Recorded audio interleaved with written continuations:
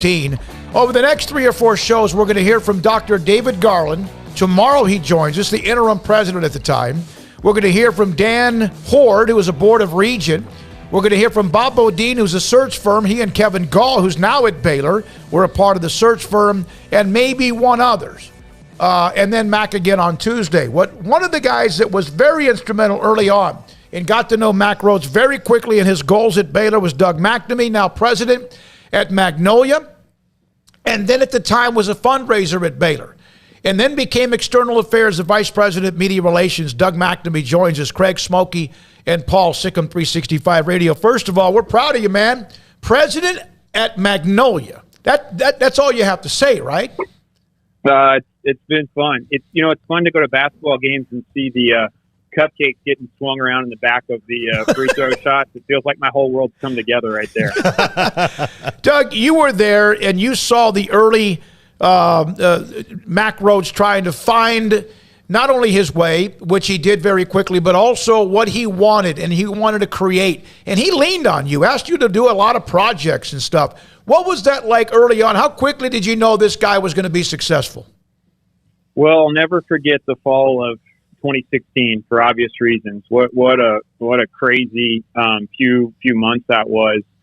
But what an opportunity for me to learn and observe and watch Mack kind of set the foundation for what he's accomplished here. And it was crazy. I'll say this. I remember distinctly the very first interaction with Mack. They hired him and introduced him in Dallas. There wasn't a press conference here in Waco. It was up at Dallas at the Big 12. I think the Big 12 Conference Media Days. And so they wisely took advantage of that media gathering.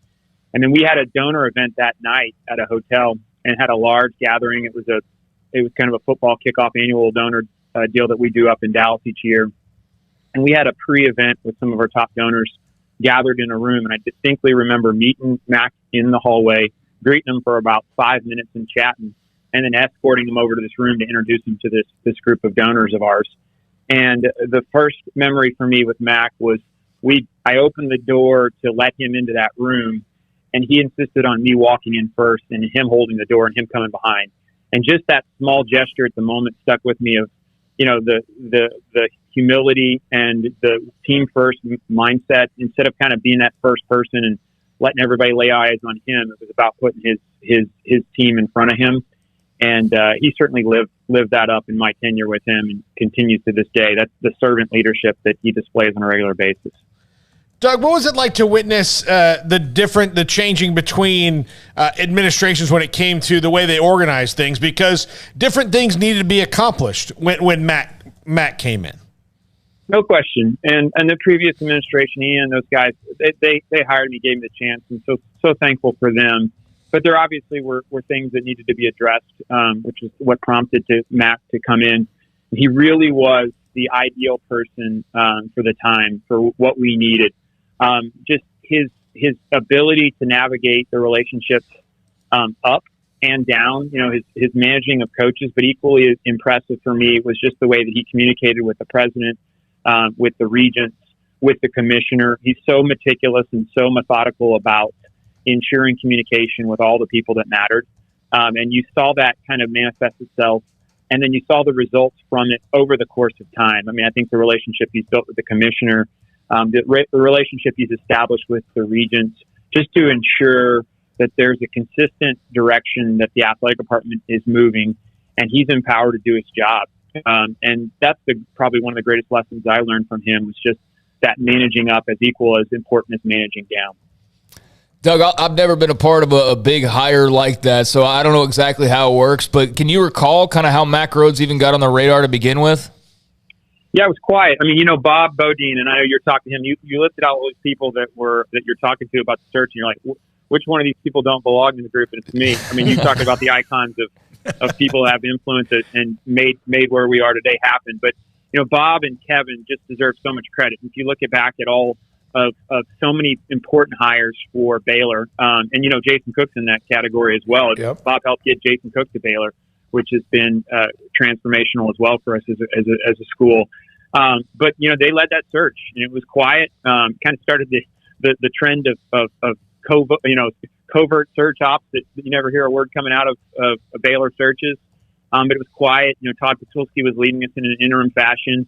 And it started, I had a relationship with Kevin, before that. And obviously Kevin maintained the confidentiality, but he'd give me little hints of, we've got a good one that we're working on. And just trust me, if this one's able to be landed, the university is going to be in great shape. And he, came out of nowhere. It wasn't like there was a bunch of discussion and chatter in the media about Mac. And, shortly before the media day, he was announced. So it was interesting to watch and follow. And then obviously when the hire was made, you didn't get an up and comer. You got an established, respected AD at a Power 5 institution.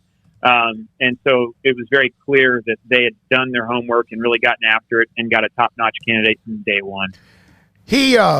I've been told he's not only is he a builder, a leader, and all of that thing, but also his crisis management. And there have been ups and downs throughout the time, and of course, maybe nothing more during that summer and fall of 2016. How did you see him early on handle some of those very difficult times and how he did not just evaporate? Yeah, I don't know of someone who could be better in leadership during a crisis than Mac. I mean, I think that's where he really, really excels. And unfortunately, we've had quite a bit of it, since he's been there. But he is so good for a variety of reasons. One, I think is courageous leadership. I think he's unafraid to make a hard decision. But I also think he finds kind of a rooting on who he is in things that aren't superficial. And so, chatter on social media doesn't affect him. He's locked in what his purpose and what his meaning and what his calling is.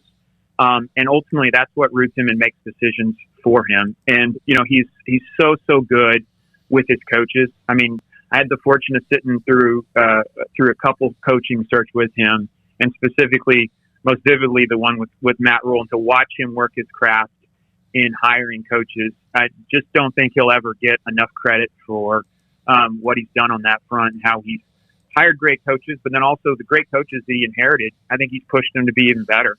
But the crisis piece, he's just so good. He's so steady. And for the time that we've had as a university over the last 5 to 10 years in athletics specifically, I mean, you could not have picked a better person to lead Baylor through those moments.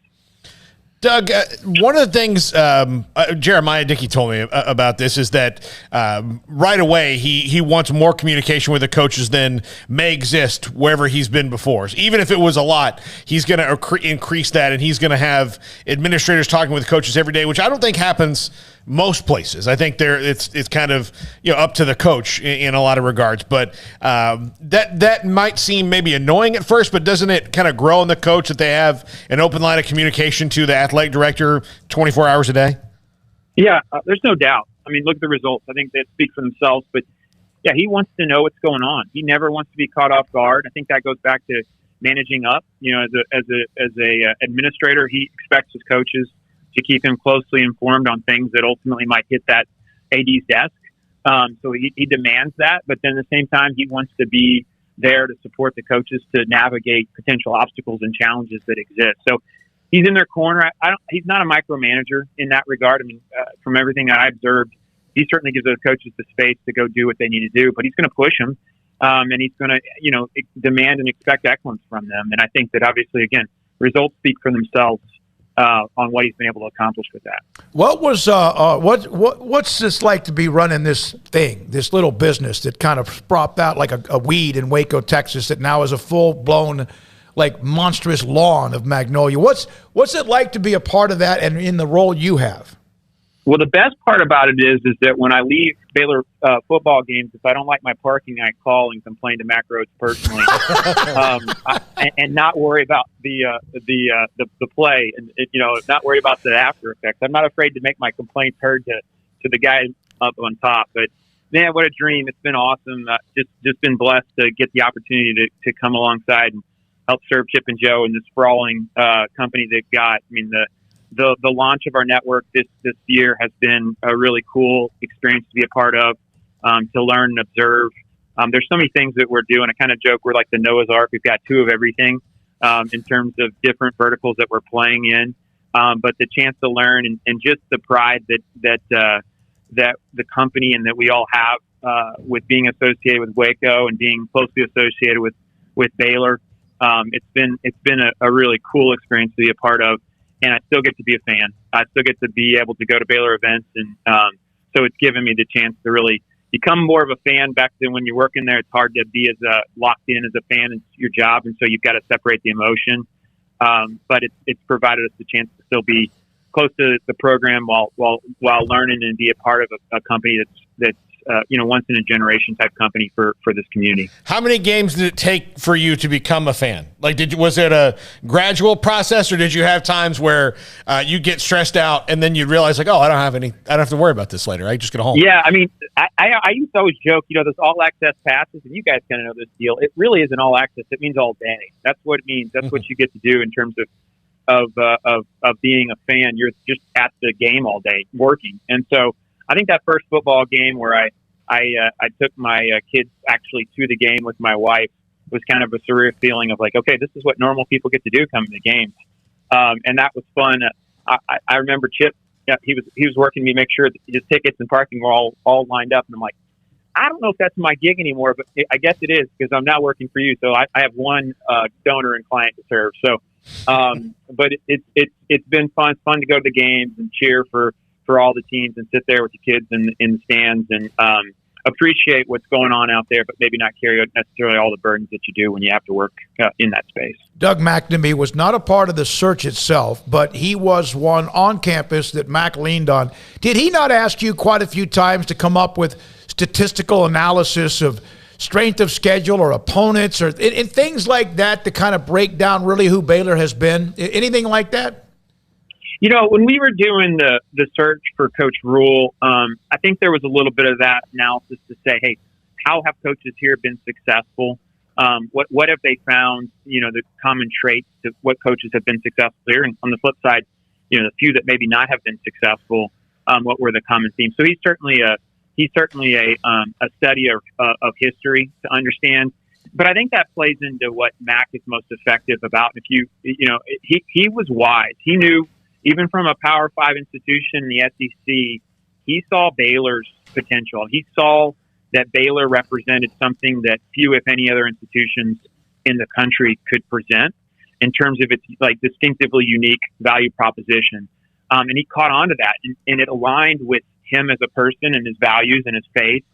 And he saw that there was, he says it. I know he said it yesterday. The best days are still ahead. I mean, I remember him saying that a few times and said, man, we've had some pretty good days, Mac. It's going to be hard to top. Yep. And you hear that today and you're like, I don't know, Mac. These past couple of weeks, I don't know if we're getting much better than where we've been the last, year or so. But you just learn to accept that you don't doubt him and you don't underestimate his consistency on what he says is the mission, that preparing champions for life. Another lesson learned. He beats that in, and it's constant. You'll hear all of the coaches talk about it, all of his administrators, and they're all focused on one sole objective. There's one focus. Everyone in that department could tell you, what are you here to do? It's all about preparing champions for life. And he's so good about maintaining that consistency that's what he's doing when he goes and he looks for coaches and how he evaluates. And I think ultimately evaluates the coaches he have is, are they performing on that goal? It all stems from that. Everything is secondary from that first criteria. Doug, thank you. Appreciate it. I wanted to get a perspective from where you were and what you saw and what you learned and along the way what he learned. And then, again, Dr. Garland tomorrow. We're going to have Dan Horde and Bob Bodine Friday. And I'm working on Ren Baker, who was at Missouri when Mac was there, who, from what I've been told, actually said, hey, go take care of this. This is, and there was a dark time at Missouri at the time as well, which a lot of that he inherited, just like he did at Baylor. And I wonder if that may have also prepped him a little bit. And of course, you mentioned Kevin Gall. Cheryl Gotchis was a huge part of that as well. So we're going to kind of take that trip down, reminisce in memory lane on how they landed Mack Rhoades. We appreciate your time. Hey, Smoke, make sure you get Ren on, because we got to get some people that can give Mac some grief. All those other people are going to be too nice. Yeah. And we need, as much as we prop him up, we got to give him some grief. We got to talk about, everything he's touched has turned to gold, except his wardrobe. As hard as I push on that, my hope is maybe when Chip and Joe let me, my last days with them, I get to come and be like the wardrobe coordinator. So let's make sure Ren will help in terms of taking some shots at Mac in a good way so we can have some fun. I think the women's basketball program used to have a wardrobe coordinator, Paul, didn't they? Yeah. I think they did. I'm coming to be Max. I think Max actually trolling us on his wardrobe. He's a good-looking guy. He's got 3 beautiful daughters and his wife. They can help him out, but I think he's just having fun with all of them. Yeah, I think. Thank you. And Jason Cook, the hire of Jason Cook, I wish absolutely that could have been 2 or 3 or 4 years prior. Man. 6 months. 6 months. Yeah. Which changed a lot of things. He is a bulldog. Thanks for your time, Doug. Congratulations. Hey, proud of you. Appreciate you, fellas. Thank you, Doug McNamee, president of Magnolia. It's just a different, and again, I know that for some of you fan bases from other schools, you recognize the success that Baylor's had, and you realize where they have been and how they came out of it and where they are now stronger than ever and how they've weathered the storm. And so we're going to go through a little bit of history after what they are now. Speaking of one of the things that Baylor has done, there was a question I was asked, and I think it was asked on the board first. How many college basketball programs, college athletic programs, have held men's and women's basketball conference titles and football in the same year? Ohio State has done that 3 times, 05, 06, 06, 07, 09, and 10. Baylor's done it now, but it was a school that was left out in a lot of the conversations, Oregon. And give credit to footballscoop.com. Zach Barnett wrote an article about Baylor's on a 100-mile-an-hour heater, and we should recognize it. Oregon won their men's and women's basketball championships and also the Rose Bowl championship. They won the big football championship in 19 and 20 during the COVID year. So that is a small group of having all 3 at one time. And Baylor at this point does have that. Texas, by the way, because I wondered about them back in the years 05, 06, 05 and 06, UT won both football and men's basketball. In 05, 06, so that's happened. It's happened 4 times in the conference where someone's owned football and men's basketball. OU in 04, 05, Texas 05, 06, Kansas State 12 and 13, and then Baylor right now in this current year. Sic'Em 365 Radio and 365 Sports.